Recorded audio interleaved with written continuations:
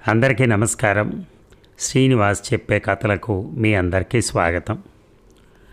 ఇప్పుడు మనం వినబోయే కథ సలీం గారు రచించినటువంటి కొత్త నీరు. పెళ్ళై 2 నెలలు. ఆ సందడి సంబరం కొద్దిగా సద్దుమణిగే కొద్దీ అమ్మ గుర్తుకు రావటం ఎక్కువైంది. ఇప్పుడు ఏం చేస్తుందో, నిద్రపోయిందో లేదో. నేను అమ్మ గురించి ఆలోచిస్తున్నట్టే తను నా గురించి ఆలోచిస్తూ నిద్ర రాక అలమటిస్తుందేమో. నిద్ర రావటం లేదా? ఏం ఆలోచిస్తున్నావు? ఆరోగ్యం బాగాలేదా? నా వైపు తిరిగి పైన చెయ్యి వేస్తూ అడిగాడు సుధాకర్. నా సమాధానం కోసం లిప్తపాటు ఎదురు చూసి, టైం ఎంత అయిందో తెలుసా? 11:30. పడుకో, మళ్ళా ఉదయం లేచి ఆఫీస్కి వెళ్ళాలిగా అన్నాడు. కళ్ళు మూసుకుని నిద్ర కోసం ప్రయత్నించాను. జ్ఞాపకాలు, ఊహ తెలిసినప్పటి నుంచి పెళ్ళయ్యే వరకు అమ్మతో ముడివేసుకున్న అనేక జ్ఞాపకాలు. నాకు 10 ఏళ్ల వయసున్నప్పుడు నాన్న గుండెపోటుతో చనిపోయాడు. అప్పటి నుంచి అమ్మే అన్నీ తానే పెంచింది. నాన్న పెన్షన్ డబ్బులు, ఊరిలోని పొలాల కౌలు డబ్బులు, వీటితో సంసారాన్ని గుట్టుగా నెట్టుకొచ్చింది. ఉన్న దానిలోనే ఏ లోటు లేకుండా పెంచి పెద్ద చేసింది. సాఫ్ట్వేర్ కంపెనీలో ఉద్యోగం వచ్చిన రోజు ఎంత సంబరపడ్డానో. నా సంపాదనతో అమ్మను సుఖపెట్టాలని ఎన్ని కలలో. ఈ వయసులో నాకేం అవసరాలు ఉంటాయి చెప్పు? మొత్తం బ్యాంకులో వేసుకో, నీ పెళ్ళయ్యాక అక్కరకొస్తాయి అని అమ్మ చెప్పడంతో కళ్ళు తెరుచుకున్నాయి. ఆడపిల్ల సంపాదన మీద అమ్మకు హక్కు ఉండదా? అది భర్తకో అత్తామామలకో చెందాల్సిన సొమ్మ. ఎంత అన్యాయం! పెళ్లి సంబంధాలు చూడటం ప్రారంభించిన రోజు నుంచి దిగులే. పెళ్ళయి అత్తారింటికి వెళ్ళిపోతే అమ్మ ఒంటరిదైపోతుంది అని. అసలు పెళ్ళయ్యాక ఆడపిల్లలే అత్తారింటికి ఎందుకు వెళ్ళాలి? మగపిల్లలే తమ అత్తారింటికి రావచ్చుగా. ఆ ప్రశ్న విని అమ్మ పకపక నవ్వింది. కేరళలో కొన్ని కుటుంబాల్లో ఈ ఆచారం ఉందని విన్నాను. అక్కడి మగపిల్లలు ఇదే ప్రశ్న వేస్తేనో, భార్యాభర్తలిద్దరూ ఒకేసారి 2 చోట్ల ఉండలేరుగా. తరతరాల నుంచి వస్తున్న మన ఆచారం ప్రకారం ఆడపిల్ల అత్తారింటికి వెళ్ళటమే రివాజు అంది.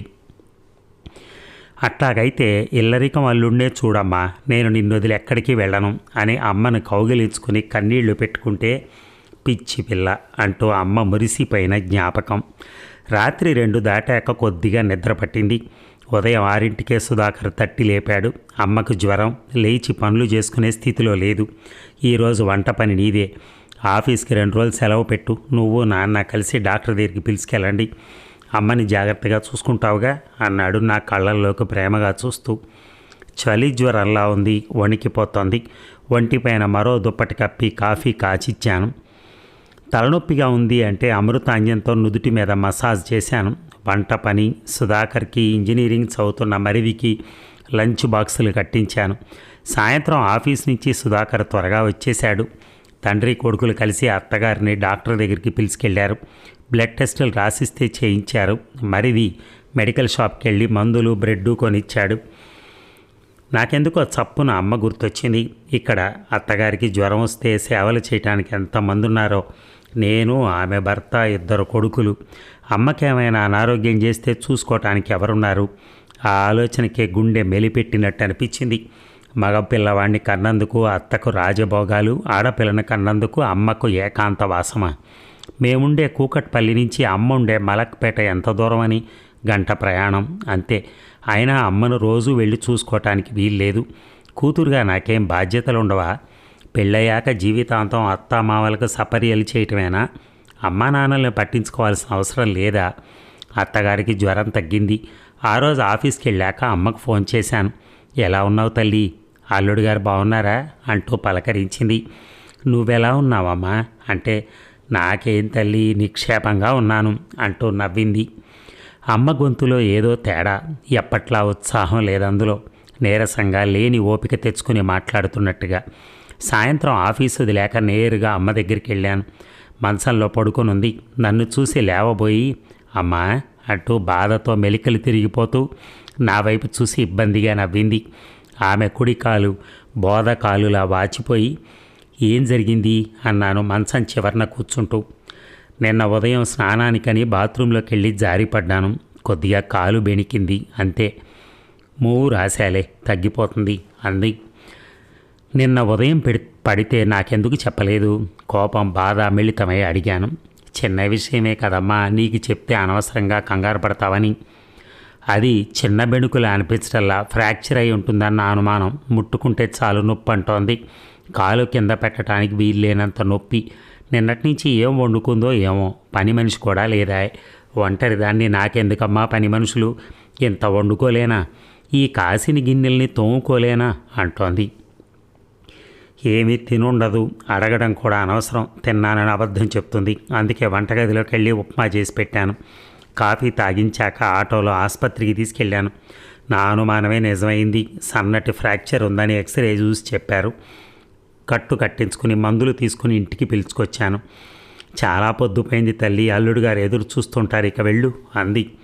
అంత కట్టుతో పనేలా చేసుకుంటుంది? సుధాకర్కి ఫోన్ చేసి ఒక వారం 10 రోజుల వరకు అమ్మ దగ్గరే ఉంటానని చెప్పాను. 2 రోజులు కావటం ఆలస్యం.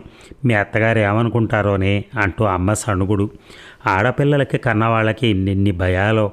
అల్లుడు ఏమంటాడో అని భయం, అత్తగారు ఏవి సతాయిస్తుందో అని భయం, ఇరుగు పొరుగు ఏం చెవులు కొరుక్కుంటారో అని భయం. ఆఫీసులో నా పక్క సీట్లో ఉండే కళ్యాణితో ఇదంతా చెప్పుకుని బాధపడ్డాను. అయ్యో కర్మ, మా నాన్నది అదే పరిస్థితి. బ్యాంకు ఉద్యోగం నుంచి రిటైర్ అయ్యి 10 ఏళ్ళు. అమ్మ 4 ఏళ్ల క్రితం పోయింది. అప్పటి నుంచి ఒంటరి బతికే. చేసి పెట్టేవాళ్ళు కానీ, ఇబ్బంది వస్తే చూసుకునేవాళ్ళు కానీ లేరు. నీకు తెలుసుగా, మేమిద్దరం ఆడపిల్లలమే. అక్కేమో పెళ్లి చేసుకుని అమెరికా వెళ్ళిపోయింది. నేను ఇదే ఊరిలో ఉన్నా నాన్నని పట్టించుకోవడానికి లేదు. నాన్నని తెచ్చి మనతో పాటు పెట్టుకుందామని ఈయంతో అన్నాను. సరే అన్నాడు. నా మొగుడు మంచోడే, అత్తే గయ్యాళిది, పడనివ్వదు. మా నాన్న రానంటాడు. కూతురింటికి ఏ అధికారంతో వస్తానమ్మా? కొడుకైతే అది వేరే మాట. నేను మీ ఇంటికి వచ్చిన నలుగురు ఏమనుకుంటారు? పర్లేదులే, నా తంటాలేవో నేను పడతాను అంటాడు. అంటూ వాళ్ళ నాన్నను తలుచుకుని కన్నీళ్లు పెట్టుకుంది. దీనికి పరిష్కారమే లేదా? ఎవరినో ఒకరినో ఇద్దరినో ఆడపిల్లలు కన్నా తల్లిదండ్రుల పరిస్థితి ఇంత దయనీయంగా ఎందుకు ఉండాలి? పిల్లల్ని చదివించి పెళ్ళై ఎవరికో కంటికి రెప్పలా కాపాడి లక్షలకు లక్షణ కట్నం కింద దారపోసి పెళ్ళిళ్ళు చేసి చివరికి తమ ముసలితనంలో చూసుకునేవాళ్ళు లేక అనాథల్లా అలమటించాల్సిందేనా? ఏం చేస్తాను చెప్పు. ఒకప్పుడు ప్రతి ఇల్లు గంపెడు పిల్లలతో కళకళలాడుతూ ఉండేది. కూతుర్లకు పెళ్ళిళ్ళు చేసి అత్తారేళ్లకు పంపించినా 2-3 కొడుకులు కోడళ్ళు ఉండేవాళ్ళు. ఇంటి చాకరీతో పాటు ముసలోళ్ళ బాగోగులు అనారోగ్యాలు పట్టించుకునేవారు. ఇప్పుడంతా న్యూక్లియస్ కుటుంబాలేగా. 1-2 పిల్లలు. ఆ 2 ఆడపిల్లలు అనుకో. వాళ్ళని కన్నా పాపానికి తల్లిదండ్రులకి ఇదొక శిక్ష అన్నమాట. ఇక ఎప్పటివో పురాతన కాలం నాటి ఆచారాలని మనం ఎందుకు పాటించాలి? ప్రస్తుత పరిస్థితులకు అనుగుణంగా మార్చుకోవచ్చుగా. ఎందుకు ఎవరు ఎదురు తిరగరు? అమ్మాయిల్ని కన్న తల్లిదండ్రులు ముసలి వాళ్ళయ్యాక వాళ్ళని చూసుకోవాల్సిన బాధ్యత కూతురు అల్లుడు వహించాలని ప్రభుత్వం చట్టం చేయొచ్చుగా. అది ఒకరి వల్ల ఏ పని కాదు. ఒక్కరు తిరగబట్టం వల్ల పెద్దగా ప్రయోజనం ఉండదు. ఆడపిల్లల తల్లిదండ్రులు ఆడపిల్లలు కలిసి ఒక ఉద్యమంలా సంఘటితంగా సంఘర్షించాల్సిన సమస్య అంది. నాలో తీవ్రమైన ఆలోచనలు. ఈ సమస్యను ఎలా పరిష్కరించాలా అని. ఒక్కరి వల్ల అయ్యే పని కాదంది కళ్యాణి. ఏ ఉద్యమమైనా ప్రారంభమయ్యేది ఒక్కరి నుంచేగా. అది నేనే ఎందుకు కాకూడదు? అప్పటికి అమ్మకు బాగా అయిపోయి 4 రోజులు. ఆ రాత్రి ఉద్యమానికి నాంది వాక్యంలా రేపు ఆఫీస్ పని అయ్యాక అమ్మ దగ్గరికి వెళ్తాను. చూసి చాలా రోజులైంది అన్నాను. ఓ, మీ అమ్మ గుర్తొచ్చిందా? దానికేం భాగ్యం, వెళ్ళిరా. నన్ను తోడు రమ్మంటావా? వద్దు, వెళుతుంది వెంటనే రావటానికి కాదు. 6 నెలలు అమ్మ దగ్గరే ఉంటాను. ఆ వెంటనే గదిలో ఇబ్బందికరమైన నిశ్శబ్దం కమురు వాసనలా అలుముకుంది. 6 నెలల జోక్ చేస్తున్నావా? సుదీర్ఘంగా అనిపించిన 2 నిమిషాల విరామం తర్వాత సుధాకర్ అడిగాడు. లేదు, సీరియస్గానే చెప్తున్నాను. అమ్మ ఒంటరిగా ఎలా ఉండగలుగుతుందో తలుచుకుంటే దిగులేస్తోంది. పెళ్ళి కాకముందు అమ్మను వదిలి ఎక్కడికి వెళ్ళకూడదు అనుకునేదాన్ని. కానీ చూడు అమ్మకు దూరంగా ఎలా ఉంటున్నాను. పెళ్ళయ్యాక తప్పదు కదా పూర్వ అన్నాడు నన్ను అనునయిస్తున్నట్టుగా ముంగురులు సవరిస్తూ. నీకో పెళ్ళయిందిగా, మరి నువ్వు మీ అమ్మానాన్నలతో కలిసే ఉంటున్నావుగా. ఆ ప్రశ్న ఊహించలేదేమో. కంగు తిన్నట్టుగా చూశాడు. నా పైనుంచి చప్పున చేయి తీసేశాడు. అదేం మాట? ఆడపిల్ల అత్తారింట్లోనే కదా ఉండాలి. నువ్వు అత్తారింట్లో ఉంటే మా అమ్మానాన్నల దగ్గర ఉన్నావు. అంటే నేను మా అమ్మానాన్నల దగ్గర ఉన్నాను. అనాదిగా వస్తున్న ఆచారం ప్రకారం పెళ్ళయ్యాక ఆడపిల్ల భర్తతో కలిసి అతను ఎక్కడుంటే అక్కడ ఉండాలి. ఎంతటి దురాచారం! అప్పటి రోజులు వేరు సుధా. ఇప్పుడు ఒకరినో ఇద్దరినో మించి కనటం లేదు. 2 ఆడపిల్లలే ఉన్న తల్లిదండ్రుల పరిస్థితి ఏంటి? నువ్వు ఒక్కసారి ఆలోచించు. వాళ్ళను వృద్ధాప్యంలో ఎవరు చూస్తారు? సుధాకర్ మాట్లాడలేదు. నీకు మీ అమ్మా నాన్న అంటే ఎంత ఇష్టమో పెళ్ళైన క్షణం నుంచి గమనించాను. నువ్వు వాళ్ళని ఎంతగా ప్రేమగా చూసుకుంటున్నావో. నీతో పాటు నేను వాళ్ళ గురించి కేర్ తీసుకుంటున్నాను. కానీ మా అమ్మ గురించి పట్టించుకోవడానికి ఎవ్వరూ లేరు. నువ్వు కూల్గా ఆలోచించు సుధా. ఎన్నేళ్ళు మీ అమ్మా నాన్నల దగ్గర పెరిగావో, నేను దాదాపు అన్నేళ్ళు మా ఇంట్లో పెరిగాను. పెళ్ళయిందన్న కారణంతో మా అమ్మను ఒంటరిదాన్ని చేసేసి నేనేమో మీ అందరి మధ్య మసలటం మనసొప్పటం లేదు సుధా. నిజమే, నేను కూడా ఒప్పుకుంటాను. అసలు ఇదంతా మీ అమ్మ కూడా ఇదే ఊళ్ళో ఉండడంతో ఉత్పన్నమైన సమస్య. అదే నువ్వు పెళ్లి తర్వాత వేరే ఊరు కాపురానికి వెళ్ళావనుకో, అప్పుడు ఏం చేసేదానివి? అప్పుడైనా సరే అమ్మ ఒంటరితనం నన్ను బాధ పెట్టేది. ఇది నా ఒక్కదాని సమస్య కాదు సుధా. 2 ఆడపిల్లల్లో ఒక్కతే ఆడపిల్లుండి పెళ్లి చేసి పంపించిన ప్రతి ముసలి తల్లిదండ్రుల సమస్య. దీనికి ఒక పరిష్కారం వెతకడం అవసరం. అదేదో నాతోనే ప్రారంభిద్దాం అనుకుంటున్నాను. నాకు ఆలోచన వచ్చింది. మీ అమ్మను కూడా వచ్చి మనతోనే ఉండిపోమని చెబుదాం. ఆ ఇల్లు అద్దెకిచ్చేస్తే నెలకు కొంత డబ్బు కూడా వస్తుంది. ఇక్కడ ఒక తిరకాసు ఉంది. మా అమ్మే వచ్చి మీ ఇంట్లో ఎందుకు ఉండాలి? మీ అమ్మ నానే వచ్చి అమ్మతో కలిసి ఉండొచ్చుగా. మా ఇంటికన్నా మీ ఇల్లు పెద్దది, ఎక్కువ రాబడి కూడా. ఇలా మెలికలు పెడితే ఎలా అపూర్వ? తప్పదు. మా ఇల్లు మీ ఇంటికి ఎంత దూరమో మీ ఇల్లు కూడా మా ఇంటికి అంతే దూరం. సరే, నువ్వే చెప్పు, ఏం చేస్తే బాగుంటుందో. అది మన ఇద్దరికే కాకుండా మన 2 కుటుంబాలకి, సమాజానికి కూడా ఆమోదయోగ్యంగా ఉండాలి. సమాజం సంగతి వదిలేసుదా. బూజు పట్టిన ఆచారాలను పట్టుకుని వేలాడుతూ ఉంటుంది. మార్పుకి కాలొడ్డటమే దాని పని. నేను ఒక నిర్ణయానికి వచ్చాను. దీనికి మీ కుటుంబం ఆమోదం తెలుపుతుందని అనుకోను. నీ కుటుంబమే కాదు, మగపిల్లల కన్నా తల్లిదండ్రులు ఎవరూ ఒప్పుకోరు. నేను 6 నెలలు అమ్మ దగ్గర ఉంటాను. మిగతా 6 నెలలు అత్తగారింట్లో ఉంటాను. నువ్వు నాతో పాటు మా అమ్మ వాళ్ళ ఇంటికి వస్తానంటే సంతోషపడతాను. అమ్మ కూడా సంతోషపడుతుంది. అయినా నీ ఇష్టం, నిన్ను బలవంత పెట్టను. సుధాకర్ చాలాసేపటి వరకు మాట్లాడలేదు. కోపంతో అటు తిరిగి పడుకున్నాడు. ఉద్యమించాలంటే ఇటువంటి కష్టాలను ఎదుర్కోక తప్పదు. నేను సన్నద్ధంగానే ఉన్నాను. సుధాకర్ కూడా అందరూ మగవాళ్ళ లాంటివాడే. సానుకూలంగా స్పందించడు అని తెలుసు. మనసులో ఒక ప్రణాళిక రూపుదిద్దుకుంది. సోషల్ నెట్వర్క్ సైట్ల ద్వారా ఆడపిల్లల తల్లిదండ్రుల అభిప్రాయాలు సేకరించాలి. పెళ్ళై తల్లిదండ్రులను చూసుకోలేకపోతున్న ఆడపిల్లల మానసిక వేదనను ఆవిష్కరించాలి. 1-2 ఆడపిల్లలున్న ముసలి తల్లిదండ్రుల బాధ్యత కూతురు అల్లుడే తీసుకోవాలని నిర్దేశించేలా చట్టం చేయమని మానవ హక్కుల సంఘంలో కేసు దాఖలు చేయాలి. ఉదయం సూట్ కేసుతో బట్టలు సర్దుకుంటుంటే ఎక్కడికి వెళ్తున్నావు? ఏదైనా ఊరికా అని అడిగింది అత్త. మా అమ్మ వాళ్ళ ఇంటికి అన్నాను. ఎందుకు? రాత్రి ఏమైనా గొడవ పడ్డారా అంది. గొడవే, నాతో కాదులే, సమాజంతో. ఆచారాలు బూజు పట్టాయట. వాటిని దులపడానికి నీ కోడలు నడుం బిగించి వీరనారిలో ముందుకు దూకుతుందట. ఆచారాలేమిటి, బూజులేమిటి అర్థమయ్యేలా చెప్పు అంది వాళ్ళమ్మ.